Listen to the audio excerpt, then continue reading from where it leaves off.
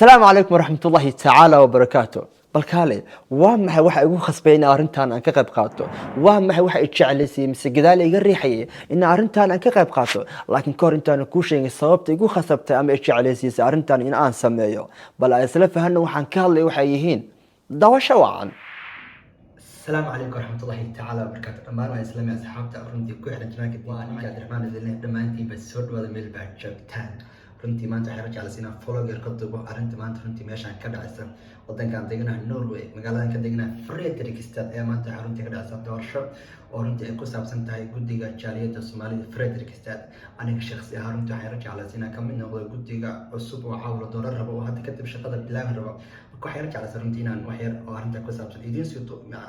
idin soo duubo sidoo kale runtii waxaan rajaynayaa inaan bal runtii aan idin sheego waxa igu khasbay mise waxa igu dhiirigeliyay inaan runtii aan ka mid noqdo ama aan jeclahay inaan ka mid noqdo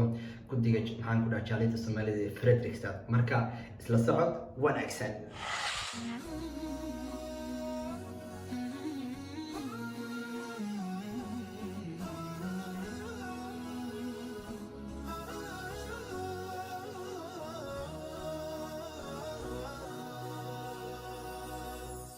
نتحاور نختلف ولكن لا نتحامل. إنسانيتنا تدعونا أن نتواصل. إن لم يكن الأمر وفاقا فلتتقبل. سامح واصفح أنت الرابح وغدا تؤجر. سامح أنت الرابح. سامح واصفح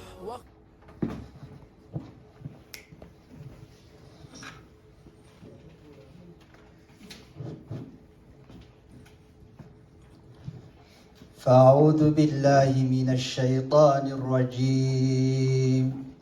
بسم الله الرحمن الرحيم. والضحى والليل إذا سجى ما ودعك ربك وما قلى وللآخرة خير لك من الأولى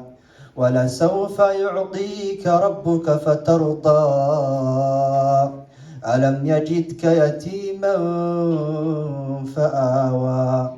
ووجدك ضالا فهدى ووجدك عائلا فأغنى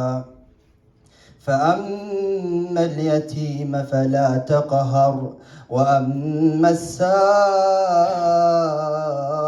فلا تنهر وأما بنعمة ربك فحدث. صدق الله العظيم.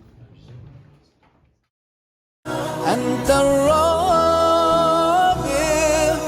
سامح واصفح واغفر واعفو قدرك يعلو قلبك يصفو. سامح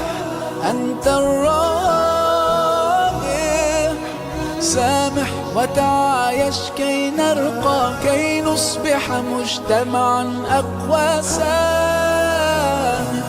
waxaan rajeynayaa biidni illah haddii inaad soo fahanto waxaan ka hadlayay waxay doorashadii xal soo dhacday ee runtii guddiga jaaliyadda Soomaalida ee Fredrikstad magaaladan deganahay ugu dambeyn alxamdulillah ilaahay wuxuu qadaray in aan ka mid noqdo 7 qof loo doortay guddiga cusub ee jaaliyadda Soomaalida Fredrikstad ee wadanka Norway magaaladan ka deganahay. marka dhahay alxamdulillah inaan ku faraxsanahay miyaa kursiga iyo wixii la mid ayo haa ku faraxsanahay laakiin ma sida u maleynaysid ma inaan ku faraxsanahay kali inaan jaga iyo ama kursi waxaas ma aha arrinta saas ma aha inaan aan ka mid noqdo maxaan ku dhamaa maamulka waxaas ma aha laakiin haddaan ku sheegay waxa ay tahay waxa ku fahmaysaa su'aasha aan ku bilaabay ahayd maxaa igu dhiirigeliyay maxaa igu khasbay maxaa gadaal iga riixay in aan jeclays inaan ka mid noqdo guddiga Soomaalida ee magaalada Fredrikstad. runtii anigaaba teeda u yaaban oo yani mashquulkeyga iyo runtii inaba aan meelaan kala geeyay aan kala garan lahaa laakiin haddana markii arrintaa la ii soo bandhigay wallahi horaan ka aqbalay. maxay ahayd haddaad xasuusataan فيديو قدام بيان صور عليكي كهري وحن كهلي كلمات عجيبة كهلي ومحي أهد وإذا كانت النفوس كبارا تعبت في مرادها الأجسام هدي نففياشو أي ويهين شركة أي أودال أرمهذا هدي نفتها وحوين أي حنبار سنتهاي شركة أن وحكو خصبيها إنه دالة سمرك أنا رنتي مركو لها نفتي وين تاي لكن وحارب أنا رنتي قف وين نقض وحارب رنتي أنا نقض قف هم وين لي وحوين صدرت مرك هدي مرك أرمها كوبتان كدمنا شركة ودالة وعلامة رنتي عدين يعني إن وحفي عن نفتها وقبنس مرك قصة يعني دارت إن كلمة سيف عنو فانتي صوت ومقال كودن بيكي كوري كما لا مقال كديم لكن waxa ka sii muhiimsan baa ku sii sheegaya والله markii la isoo badhay waxa xasuustay laba xadiis oo rasuulka sallallahu alayhi wasallam noo sheegay waana hadii qorintii qofku arimaas labada xadiis uu fahmo wallahi wuxuu ku dadaaliyaa wax walba oo chance u helo inuu naftiisa iyo bulshadiisa u qaban karo inuu ku degdego okay muxuu ahaa macni labada xadiis rasuulka sallallahu alayhi wasallam oo runtii qofka muslimka dhiirigelinaysa inuu naftiisa wax u qabto iyo ummadiisa labada xadiis waxa waaye subhanallah rasuulka sallallahu alayhi wasallam waxa uu yiri fadlan ku salli rasuulka sallallahu alayhi wasallam wuxuu yiri qofku ilaahay ugu jecel yahay mataqaana ma jeclaan lahayd adiga inaad kamid noqoto dadku ilaahay ugu jecel yahay inaad kamid noqotid ay wallah waxaan naftayda ku macaan ku furanayaa inaan kamid noqdo oo aan jeclaan lahaa inaan noqdo oo aan kamid noqdo dadku ilaahay ugu jecel yahay dunida ahabbu an-nas ila Allah yaa way qofkaasi anfa'uhum lin-nas dadku ilaahay ugu jecel yahay waxa way waa dadkooda anfaca sadarta marka hadaad chance u heshid inaad ka shaqeyso arimo bulsho oo markaas runtii anfacaya naftaada iyo dhamaan bulshadaada fadlan ka qayb qaado maxay la dadku ilaahay ugu jecel yahay waxa way qofka anfac badan qofka mar walba u taagan inuu naftiisa iyo dadkiisa anfaco kuna anfac markaas wuxuu ilaahay adiga hibo macni oo kugu arsaaqay wax walba ilaahay kugu arsaaqay runtii ku noqo qof maxaan ku dhaha ku anfaca dadkiisa markaas waxa noqonaysa ahabbu an-nas ila Allah dadku ilaahay ugu jecel yahay qofka ilaahay ugu jecel yahay ayaa noqonaysa ay wallah maanu waxaan u tukanaa oo khayr u sameeynaa oo cibaado u sameeynaa maxay in ilaahay raali naga noqdo una jeclaado dadku ilaahay ugu jecel yahay maxaa lagu yaqaan calaamadooda inay ku degdegaan inay dadka anfacaan inay ku degdegaan inay dadkooda caawiyo hadaad chance u hesho inay qof walaalka aad caawisid fadlan haba sagsaga sameyn ku hormar qof maanta waxaad aragtay inuu u baahan yahay inuu guuraya waxa dareemaysaa qof markuu guurayo inuu u baahan yahay caawinaad yaa lagaaga hormarin qofaad waxaad maanta aragtay inuu magaalada ku cusub yahay markaasna masaajidka uu saxseexan oo runta uu raadinayo qof la seexdo yaa lagaaga hormarin qof hadaad wax u tiri karto u tar wallahi waxa noqonaysa ku ilaahay ugu jecel yahay okay intaas kaliya ma aha xadiis kale baad wuxuu leeyahay acmaashu ilaahay ugu jecel yahay waa maxay runtii labadan xadiis way isla socdaan qofka ilaahay ugu jecel yahay waan soo fahnay qofka dadkiisa anfaca wax ku anfaca wuxuu doonaha ahaado okay acmaal la sameeyo ficil la sameeyo action la sameeyo wax uu qof qabto waa maxay wuxuu ilaahay ugu jecel yahay inuu arko adoonkiisa wax qabanaya mataqaan waxay yihiin laga yaabaa inaad ka fikirayso salaad iyo wixii lamida taas waa meesheeda laakiin xadiiska ila fiiri ahabul maxaan ku dhahaa acmaashu ilaahay ugu jecel yahay waa maxay inuu kugu arko waxa waaye waa camal intaas sameysay oo qof walaalka qalbigiisa farax gelisay عمل باسميس وحبا قبتي وحاس قبتي قف والعلك يا قلبي سفرح جلسي ها حد سان كسو هذا نقف بمقالة كعسب وحد وجهه إنه رادين يميلوا معني كوهيد وسحضه يا لقاها هرمرين كالا walaalka iyo gurigayga aan ila seexo aniga kaala martii noqon markaas qofkaas runtii maxaa sameeyay waxaan aad sameeyay go'aankan aad qaadatay guriga aad soo dejisay waxa sameeyay qofka walaalka qalbigiisa ayaa farx gelisay waxaad ogaataa maalintaas waxa sameeyay acmaashu ilaahay ugu jecel yahay inuu kugu arko ee wallah